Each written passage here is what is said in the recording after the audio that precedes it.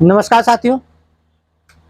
आज भारत में बेरोजगारी का आलम यह है कि ये तंबूरा कम होने की बजाय लगातार बढ़ता ही चला जा रहा है और भस्मासुर की तरह रोजगार को खत्म करने में लगा हुआ है। आज की स्थिति ये है कि जो युवा जितना ज्यादा पढ़ा लिखा हुआ है उसके बेरोजगार होने की संभावना भी उतनी ही ज्यादा है। एक और युवा बड़ी बड़ी डिग्रियां लेकर के घूम रहे हैं तो वहीं दूसरी ओर वो बेरोजगार बैठे हुए हैं।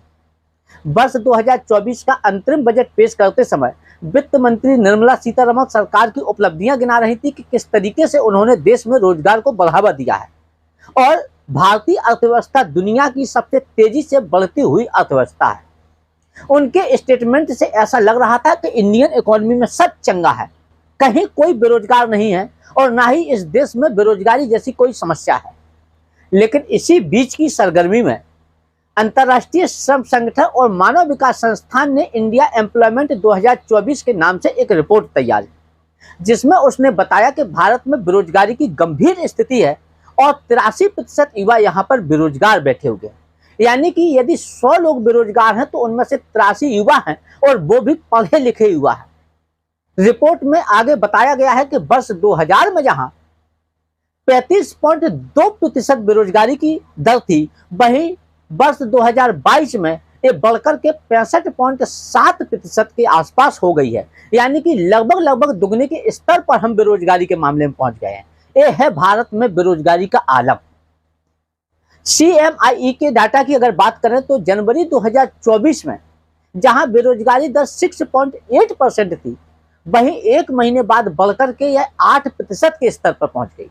एक और हम दम भरते हैं कि भारतीय अर्थव्यवस्था दुनिया की सबसे तेजी से बढ़ती हुई अर्थव्यवस्था है और इंडियन इकोनॉमी में सब चंगा है, लेकिन वहीं दूसरी ओर लोग गरीबी, बेरोजगारी और भुखमरी से तंग आकर के आत्महत्या कर रहे हैं।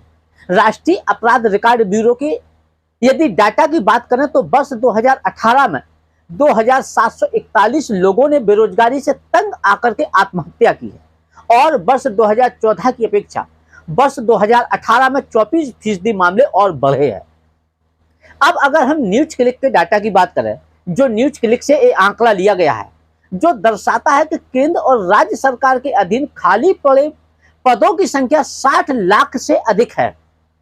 एक और जहां इतने पद खाली पड़े हुए हैं, सरकारें डाटा को सार्वजनिक करने की अपेक्षा उसको छुपाने में लगी हुई है और युवा बेरोजगारी की वजह से हताश और निराश होकर के घूम रहे हैं।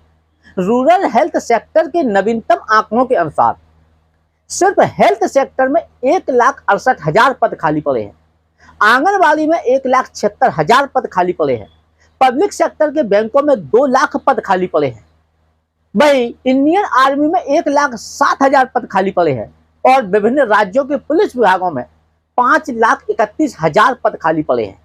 यही हाल मेडिकल और इंजीनियरिंग तथा अन्य क्षेत्रों का भी है, जहां पर लाखों पद खाली पड़े हुए हैं। जहां एक और इतने पद खाली पड़े हुए हैं, उनको भरने की अपेक्षा सरकारें डाटा को छुपाने का प्रयास कर रही हैं और युवा हताश तथा निराश होकर के घूम रहे हैं, बेरोजगार बैठे हुए हैं। बेरोजगारी से तंग आकर के बहुत से लोग आत्महत्या को भी गले लगा रहे हैं।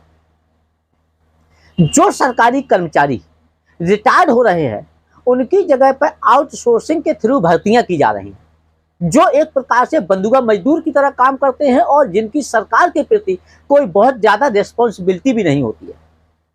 हमने देखा कि किस तरीके से कोरोना महामारी के दौरान सरकारी सुरक्षा तंत्र ही किसी महामारी से सही तरीके से निपट सकता है। कोरोना महामारी के दौरान हमने देखा कि किस तरीके से पुलिस विभाग, स्वास्थ्य विभाग, नगर पालिकाएं और पब्लिक सेक्टर के जो बैंक थे, वो लोगों को किस तरीके से सेवाएं दे रहे थे। भाई प्राइवेट सेक्टर तो कहीं दिखाई नहीं दे रहा था और जो प्राइवेट सेक्टर था भी वो सिर्फ अपना मुनाफा कमाने में लगा हुआ था। इंडिया एम्प्लॉयमेंट रिपोर्ट 2024 में आगे बताया गया है कि भारत में के युवाओं में स्किल की भारी कमी है और स्किल की कमी के चलते वो बेरोजगार है। लेकिन अगर भारत के युवाओं में स्किल की कमी है तो यह किसका फेलियर है? क्या यह हमारी सरकारों का फेलियर नहीं है? क्या यह हमारे एजुकेशनल सिस्टम का फेलियर नहीं है? अमर्त्य सेन और जयद्रेज ने एक पुस्तक लिखी है, भारत और उसके विरोधाभास, जिसमें उन्होंने बताया है कि किस तरीके से भारतीय स्कूलों में घटिया शिक्षा दी जाती है और कक्षा 5 के विद्यार्थी भाग और गुणा तक करने में असमर्थ हैं।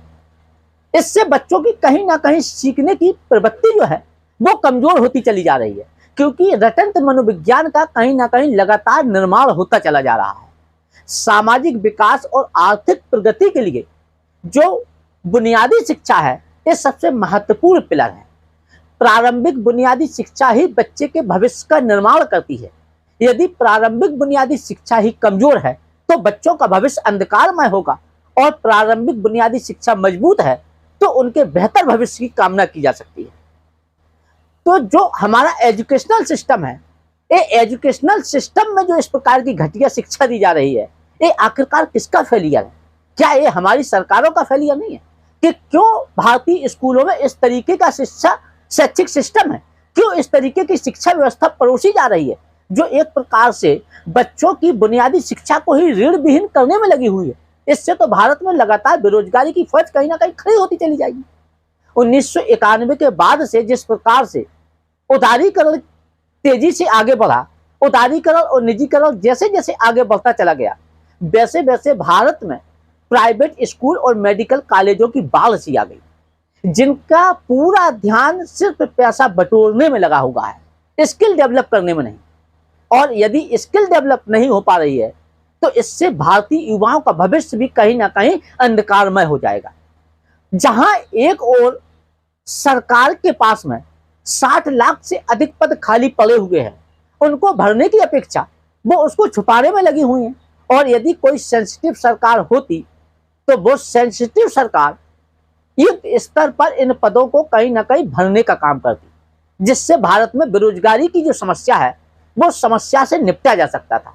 लेकिन आज भारत में बेरोजगारी की जो स्थिति है ये किसी महामारी से कम नहीं है, क्योंकि जिस तरीके से भारत में बेरोजगारी दर बढ़ रही है उससे तो ऐसा ही लग रहा है कि बेरोजगारी के मामले में भी हमारे यहाँ महामारी आने वाली है। धन्यवाद।